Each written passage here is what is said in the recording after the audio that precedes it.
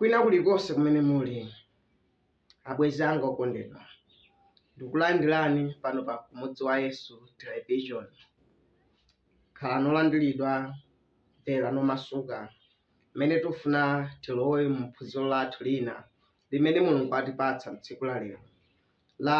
Kodi ndingagonjetse bwanji Satana?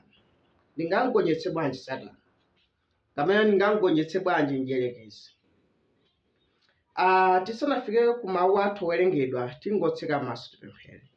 Atate wathu akumwamba, tikuyamikani tikuthokozani chifukwa cha nthawi imene mwatipatsa. Idalitseni, lolani kakhale chochita kwa moyo wa munthu wina aliyense woonera, kuti pa kukhulupirira mawu anu akathe kupulumutsidwa. Mmene tipempha zonse m'chiyamiko mu dzina la Yesu Khristu. Amen. Mawu athu owerengedwa achokera ku buku la 1 Petro 5 verse 38. Bible likuti 1 Petro 5 verse 8. Bible likuti, khalani odzisungira, dikirani, mdani wanu mdierekezi monga mkango obuma ayendayenda ndi kufunafuna wina akamulipire. Aleluya.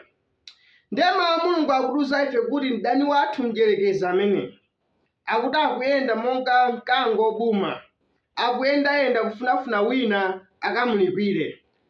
Bible likutero, ndikukamba za mdani wathu mdierekezi amene ni mdani wa miyoyo yathu, komanso ni mdani wa Mulungu. Akuti akuyendayenda kufunafuna mdzikomo wina wake wakuti amudani amulipire. Ndipo mdierekezi ni weniweni abwenzi, si nthano chabe kapena ni ganizo loyipa. Ena amati Satana ni ganizo loyipa, koma ayi si zonsezo. Mdierekezi ni weniweni, ni munthu ndithu wa mzimu amene amapanga mapulani, amaganiza, amayendayenda mdzikolo, na amapanga mapulani kuti kodi ndingathothana nawo bwanji mtundu wa anthu amene. Komanso Mulungu ni weniweni, si ganizo labwino. Ena amati Mzimu Woyera ni ganizo labwino chabe, koma ayi ni weniweni Mzimu Woyera. Chifukwa Bible limati iyeyo akadza Mzimu Woyera amene ni munthu. Aleluya. Ndiye mdierekezi aliko, Satana so aliko, Mulungu so alikonso. Ndipo zinthu zini chani ni zenizeni. Aleluya. Ndiye lero timafuna tione kuti kodi tingamugonjetse bwanji amene ali mdani wathu amene mdierekezi amene. Chifukwa abwenzi okondedwa, tili pa nkhondo pano pa dziko lapansi. Ndipo Bible kwa Efeso 6 verse ya 12 likuti sitilimbana ni thupi ni mwazi, koma timalimbana ni maufumu ni maulamuliro akundima amenewa. Aleluya.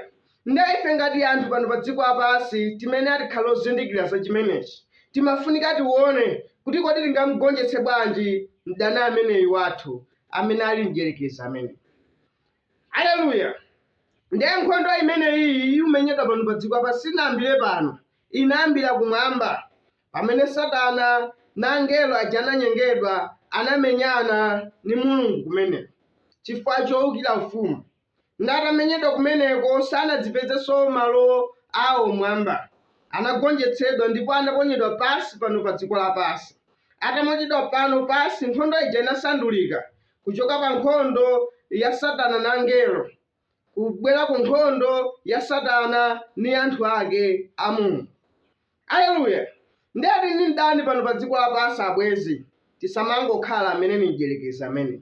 Tusweka tiphunzire kuti kodi tingagonjetse bwanji, tingathane naye bwanji. Chifukwa amene agonjetsa iyeyo ndiye kuti waligonjetsa dziko lapansi. Iye ni ochenjera kwambiri zedi, ndipo na amene walinamiza dziko lonse lapansi.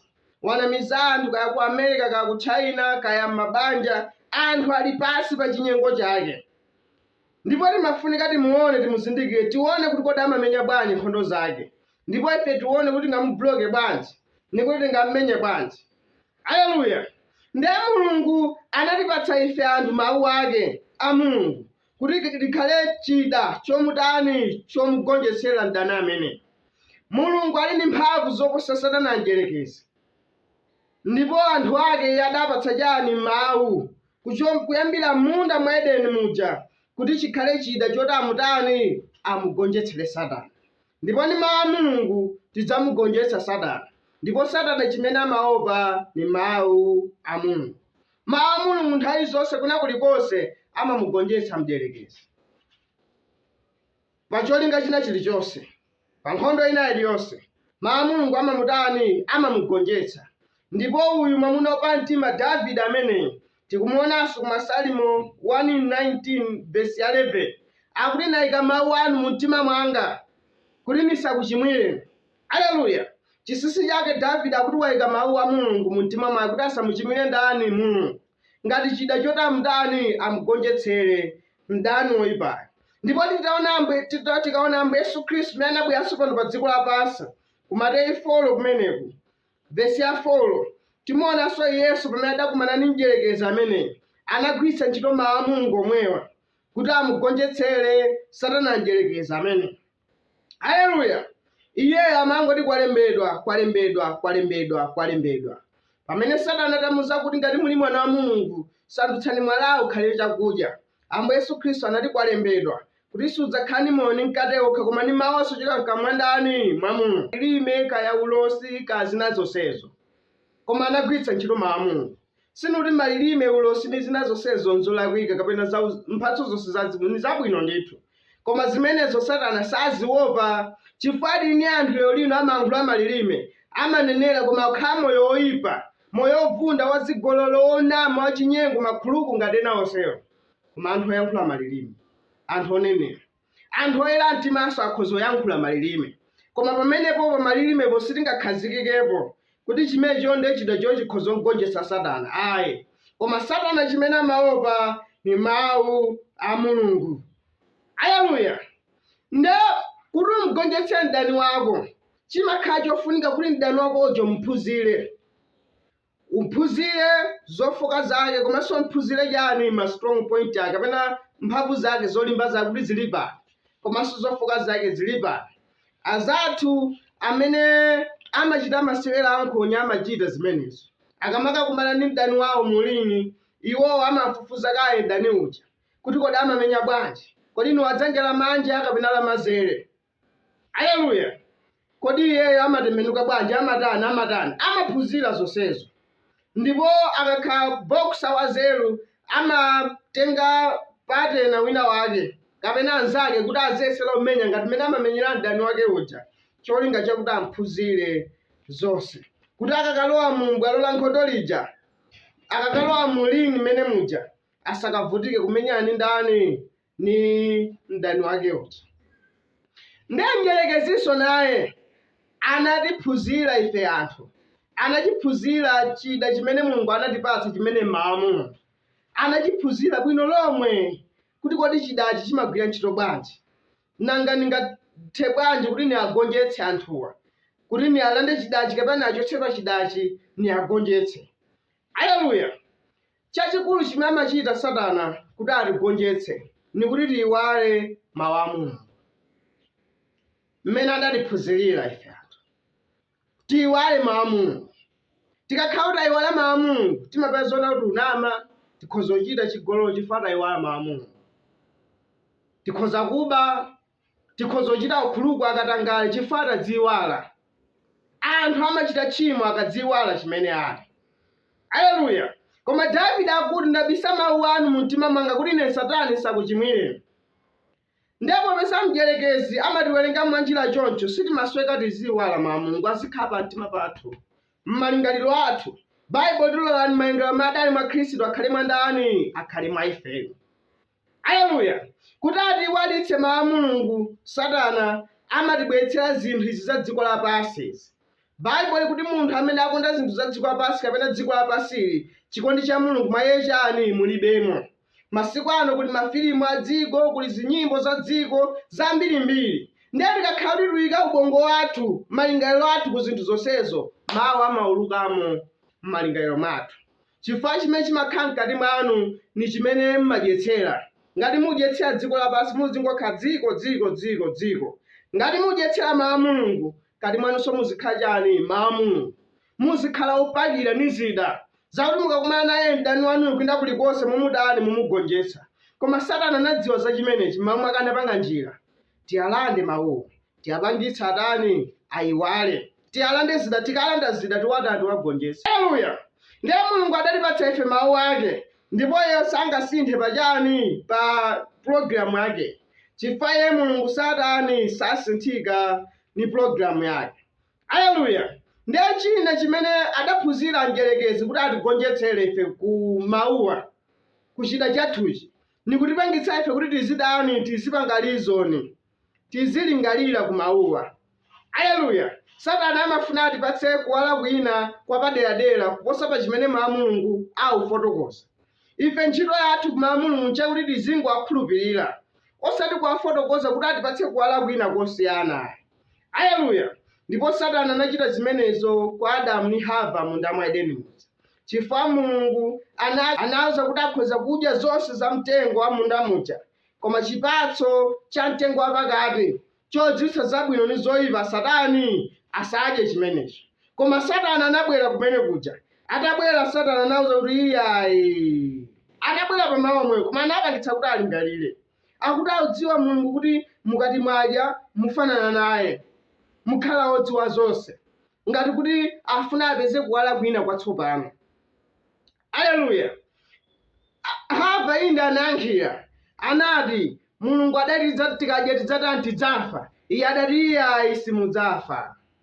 Maona numpangitsa Hava kuti alingalire pa mawu a Mulungu paja. Pakana atalingalira mawu a Mulungu aja tinadzampeza kuti pakana anatani anadya za mtengo oletsedwa kuja. Atadya anakapatsakonso mwamuna wake Bible kuti ndipo anataninso anadya.